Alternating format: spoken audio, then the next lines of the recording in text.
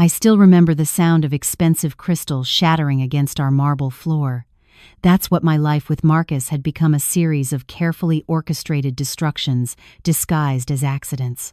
My name is Sarah Chen, and for 3 years, I taught second graders at Riverside Elementary while living a double life. During the day, I helped 7-year-olds learn to read. At night, I tiptoed around a penthouse apartment, terrified of triggering my husband's rage. Marcus Rodriguez wasn't always a monster. When we met at a tech conference 5 years ago, he was charming, ambitious, driven. He'd just launched his startup, and I was presenting a paper on educational technology. He told me I was brilliant. He told me I could change the world. He told me exactly what I needed to hear. The first time he grabbed my arm too hard, leaving bruises shaped like fingerprints, he cried, real tears streaming down his face as he swore it would never happen again. I believed him. The second time, he blamed the stress of fundraising. The third time, he didn't apologize at all. By year 3, I'd learned to catalog his triggers like a survival manual. Don't contradict him in front of others. Don't mention his mother. Don't ask about money. Don't. But here's what nobody tells you about living with an abuser. They don't just control your body. They control your reality. Marcus had convinced me that my teaching salary was embarrassingly small, that my friends were jealous of our lifestyle, that my family didn't really understand me the way he did. He'd isolated me so gradually, I didn't notice the cage until the door had already locked. 3 months ago, everything changed during a visit to my doctor for what I thought was a routine checkup. Dr. Patricia Williams, a no-nonsense woman in her 50s, examined a bruise on my ribcage. "How did this happen?" she asked, her eyes meeting mine with an intensity that made my rehearsed lie die in my throat. "I fell against the kitchen counter." She nodded slowly, then gestured to fading marks on my upper arms. "And these?" My mouth opened, closed. No words came. "Sarah," she said gently, "I've been a doctor for 28 years. I know what accident injuries look like, and I know what these look like." She handed me a business card. "This is a domestic violence hotline. You don't have to call today. You don't have to call ever. But I need you to know that what's happening to you isn't normal, and it isn't your fault." I took that card and cried in my car for 45 minutes. That night, lying in bed next to Marcus while he slept peacefully, completely unburdened by what he'd done to me, I made a decision. I was going to gather evidence, real, undeniable evidence that would prove what he was doing to me. I started with my phone. Marcus had installed tracking software on it months ago. He needed to know where I was at all times for my safety, but he'd never thought to check my cloud storage. I created a hidden folder and titled it Lesson Plans 2024. The first recording I made was 2 weeks later. We'd been invited to dinner at his business partner's house, and I'd committed the cardinal sin of laughing at another man's joke. The moment we got home, his hand was around my throat. "You think he's funny?" His breath hot against my face. "You think you can embarrass me like that?" My phone, tucked into my pocket, recorded every word. Over the next month, I collected 12 recordings. Marcus berating me for burning his toast. Marcus shoving me against a wall because dinner wasn't ready when he got home. Marcus's voice dripping with contempt as he explained why I was worthless, stupid, lucky that he'd married me at all. I also started documenting injuries. Photos of bruises in various stages of healing, a split lip, fingerprint marks on my wrist. I uploaded everything to the cloud, emailed copies to an account Marcus didn't know about, even printed some and gave them to my friend Jamie, who'd been begging me to leave for months. But evidence wasn't enough. I needed a catalyst. I needed something that would force the situation into the open, where Marcus couldn't charm or manipulate his way out of consequences. The Winter Charity Gala seemed like perfect timing. Marcus's company was sponsoring the event, some fundraiser for children's hospitals. Ironically enough, he'd spent weeks preparing, obsessing over every detail. His company's reputation was on the line. His investors would be there. The mayor would be there. Everything had to be perfect. 2 days before the gala, I made my move. I went to the police station during my lunch break and asked to speak with someone about domestic violence. They connected me with Detective Lisa Wen, a woman with sharp eyes and a kind smile. "I'm not ready to press charges yet," I told her, my hands shaking as I held my coffee cup. "But I need you to know what's happening. I need someone official to know, in case something happens to me." Detective Nguyen listened to one of my recordings. Her expression never changed, but I saw her jaw tighten. "Miss Chen, you have enough here for an arrest right now." "I know. But he's smart. He'll get a good lawyer. He'll say I'm lying, that the recordings are taken out of context. I need something more. Something public that he can't deny." I explained my plan. She didn't like it, told me it was dangerous, that I didn't need to put myself at risk, but she also understood. Sometimes the system fails women like me. Sometimes you need insurance. "If you're going to do this," she finally said, "wear a wire. Let us be there, ready to respond immediately." The night of the gala, I dressed in a sapphire blue gown that Marcus had chosen. He liked me to look expensive at these events, a beautiful accessory to his success. I clasped a delicate diamond bracelet around my wrist, a gift from his last apology cycle, and stared at my reflection. The woman looking back at me seemed like a stranger. Beneath my dress, I wore the wire Detective Nguyen had given me. The gala was held at the Grand Marquis Hotel, all glittering chandeliers and ice sculptures, and people who'd paid $1,000 a plate to feel charitable. Marcus worked the room like a politician, his hand possessively on my lower back, his smile never wavering. "You look beautiful tonight," he whispered in my ear during cocktail hour. To anyone watching, it would seem romantic. I felt the threat beneath his words: behave, or else. I waited until dinner service, until Marcus was deep in conversation with a potential investor, until the room was full of witnesses. Then I picked up my wine glass, a beautiful, expensive piece of crystal, and accidentally knocked it against the edge of the table. It shattered spectacularly, red wine spreading across the white tablecloth like blood. The conversations around us stopped. "Oh my God," I said, my voice carrying just enough. "I'm so sorry. I'm such a klutz." Marcus's hand clamped onto my wrist under the table. His fingers dug in, finding the exact bruise from 3 days ago. Pain shot up my arm, but his face remained perfectly calm. "It's fine, darling. Accidents happen." Damn, he was holding it together. I stood abruptly, my chair scraping loudly. "I need to clean up. Excuse me." I walked quickly toward the bathroom, hearing Marcus's forced laugh behind me as he apologized to the table. I knew he'd follow. He always did when I caused a scene. The hotel corridor was empty, lined with floor-to-ceiling mirrors and plush carpet. I could hear my heartbeat in my ears, feel the wire against my skin. This was it. Sarah. His voice behind me, cold, now that there were no witnesses. I turned. "Marcus, I'm sorry. I didn't mean to." His hand shot out, grabbing my upper arm hard enough to make me gasp. "You didn't mean to embarrass me in front of the biggest investor we've courted all year? It was an accident." "Nothing you do is an accident.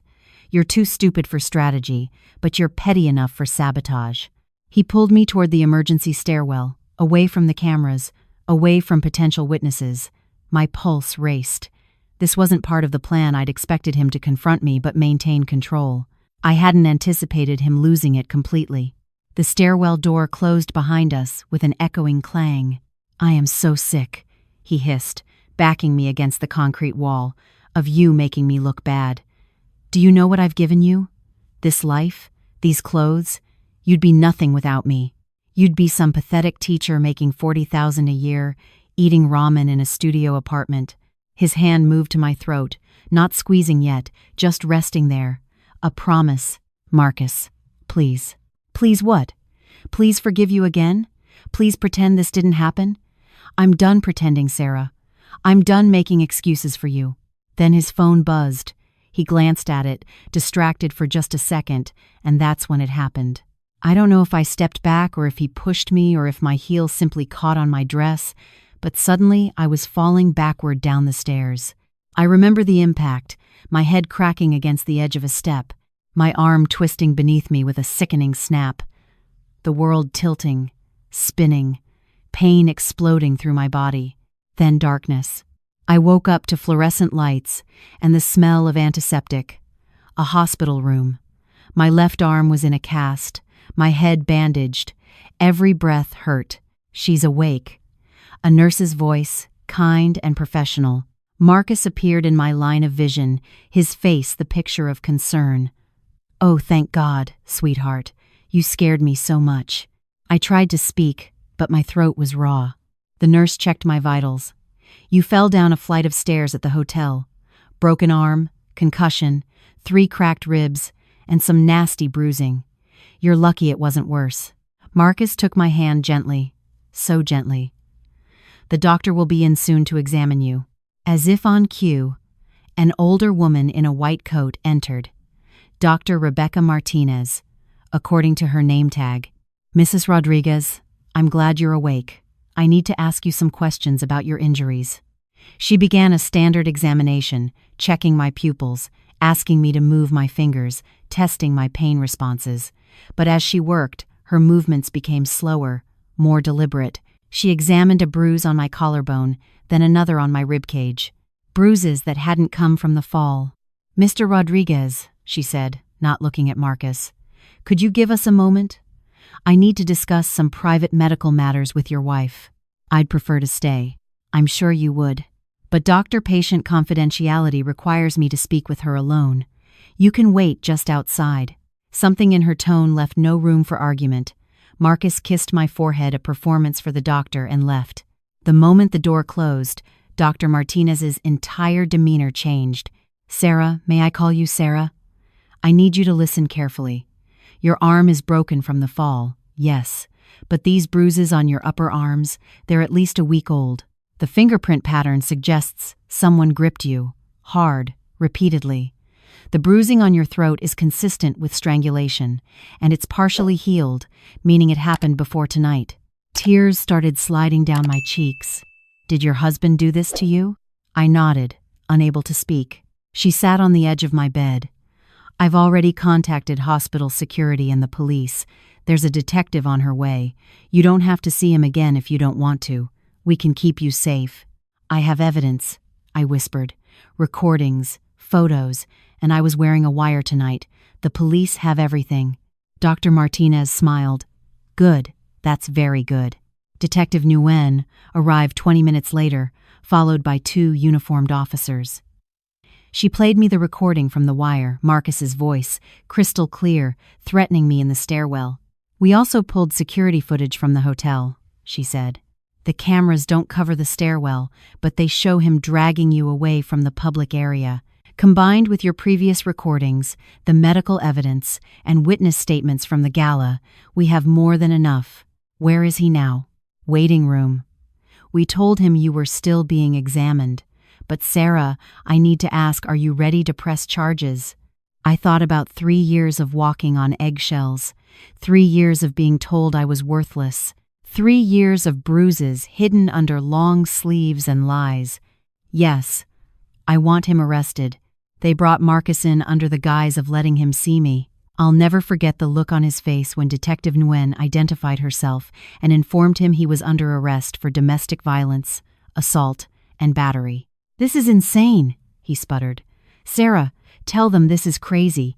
You fell down the stairs." "She did," Detective Nguyen agreed. "After you grabbed her and backed her against a wall. We have you on tape threatening her. We have medical evidence of sustained abuse, and we have recordings of at least 12 separate incidents of assault over the past 2 months." The color drained from his face. As they led him away in handcuffs, he looked back at me one last time. The charm was completely gone. All that remained was rage and something else, disbelief. He genuinely couldn't believe I'd fought back. That should have been the end of it. Marcus arrested, me safe, justice served. But the real twist came 3 days later. I was still in the hospital when Detective Nguyen returned, her expression grave. "Sarah, I need to ask you something. Did Marcus ever mention a woman named Jennifer Park?" The name sounded vaguely familiar. "Maybe? I think she worked for him a year or 2 ago. She was his executive assistant. She died 14 months ago. Ruled a suicide, jumped from her apartment balcony."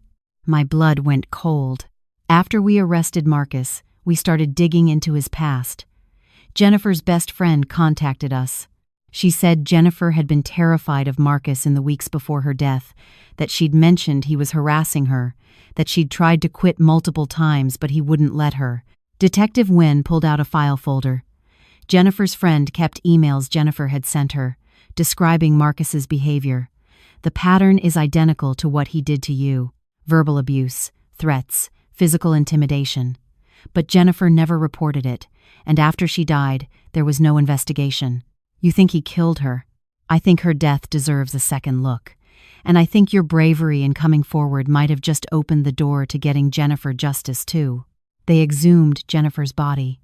The autopsy revealed injuries inconsistent with suicide, defensive wounds on her hands, bruising that suggested she'd been pushed rather than jumped. Marcus's lawyer tried to argue that it was all circumstantial, that grief-stricken people were seeing patterns that didn't exist. But then they found Marcus's personal laptop and recovered deleted emails. Dozens of messages to Jennifer, escalating from inappropriate to threatening. The final email, sent the night she died. If you think you can embarrass me by quitting and going public, you're stupider than I thought. No one will believe you. No one will even remember you. 2 weeks after my fall, Marcus Rodriguez was charged with first-degree murder in addition to the assault charges. His bail was denied. His company's board forced him to resign. His investors pulled out. Everything he'd built crumbled. I spent a month recovering at Jamie's apartment. She'd cleared out her spare room and stocked it with my favorite foods and more books than I could read in a year. "I'm so sorry I didn't do more," she said one night as we sat on her couch, watching terrible reality TV. "I knew something was wrong, but I didn't know how to help. You did help. You kept asking me if I was okay. You kept inviting me places, even when I always said no. You were a lifeline, even when I was too scared to grab it." The divorce was finalized 6 weeks later. Marcus tried to fight it, but his legal team was too busy preparing for the murder trial. I got the penthouse, his car, and half of his assets before the company collapsed. It was more money than I knew what to do with. Jennifer's friend, Michelle, reached out to me a month after the charges were filed. We met for coffee at a quiet cafe in her neighborhood. "Thank you," she said, her eyes red-rimmed. "I've spent over a year wondering if I could have saved her, if I should have pushed harder, reported it myself. But you got justice for both of you." "I had resources Jennifer didn't," I told her. "I had time to plan. I had people who believed me. I had luck. If any of those things had been different," I didn't finish the sentence. "We both knew how easily I could have been, Jennifer." "What are you going to do now?" Michelle asked. I'd been thinking about that question for weeks. I had money, freedom, and no idea what came next. I said slowly, "I want to help people like us, women who are trapped, who don't have evidence or resources or anyone who believes them." Michelle smiled. "I think that's perfect." 6 months later, I opened the Jennifer Park Foundation. We provide legal support, safe housing, and counseling for domestic violence survivors. We help women gather evidence safely. We connect them with lawyers who work pro bono. We believe them when no one else will. Marcus's trial lasted 3 weeks. I testified about our marriage, about the pattern of abuse, about the night I fell. The jury took 4 hours to convict him of second-degree murder and multiple counts of assault. He got 25 years to life. I was in the courtroom when they read the verdict. Marcus didn't look at me, didn't react at all. But Jennifer's family sobbed with relief. Her mother hugged me so hard I thought my ribs might break again. "You gave us our daughter back," she whispered. "Not her life, but her truth. Thank you. I live in a smaller apartment now, one I chose myself. No marble floors, no designer furniture. Just a sunny 1-bedroom with a bookshelf I built myself and plants I'm learning not to kill. I still teach, but I also run the foundation. Last month, we helped 17 women leave abusive situations. 17 women who might have become statistics, who might have lost themselves the way I almost did. Sometimes I think about who I was 3 years ago, the woman who believed Marcus when he said I was worthless, the woman who thought she deserved what was happening to her. I don't recognize her anymore, and I'm grateful for that. There's a framed quote on my desk, something Dr. Martinez told me in the hospital. Surviving is your first victory.